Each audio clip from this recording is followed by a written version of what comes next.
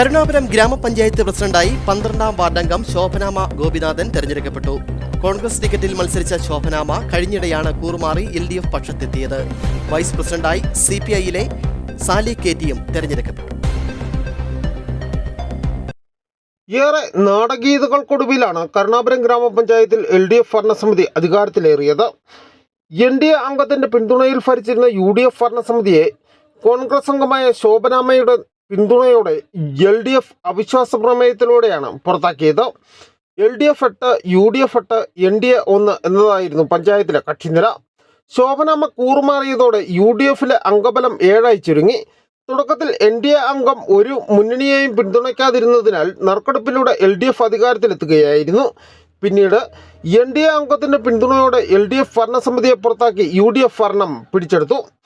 NDA അംഗം vice president ആവുകയും ചെയ്തു. തുടർന്ന് 2 തവണയാണ് LDF അവിശ്വാസം കൊണ്ടുവന്നത്. ആദ്യ തവണ വിജയിച്ചില്ല. കഴിഞ്ഞ തവണ കോൺഗ്രസ് അംഗത്തിന്റെ പിന്തുണയോടെ UDFനെ പുറത്താക്കുകയായിരുന്നു. ഇതോടെ കൂറുമാറിയെത്തിയ അംഗത്തിന് പ്രസിഡന്റ് പദവിയും LDF നൽകി. വോട്ടെടുപ്പിൽ NDA അംഗത്തിന്റെ വോട്ട് ഇത്തവണയും UDF സ്ഥാനാർത്ഥിക്ക് ലഭിച്ചു. മുന്നണി ധാരണപ്രകാരമാണ് KD സാലി വൈസ് പ്രസിഡന്റായത്. ഇത്തവണ ആദ്യം LDF ഭരണസമിതി അധികാരമേറ്റപ്പോഴും സാലിയായിരുന്നു വൈസ് പ്രസിഡന്റ്. News bureau, കമ്പമേട്ട്.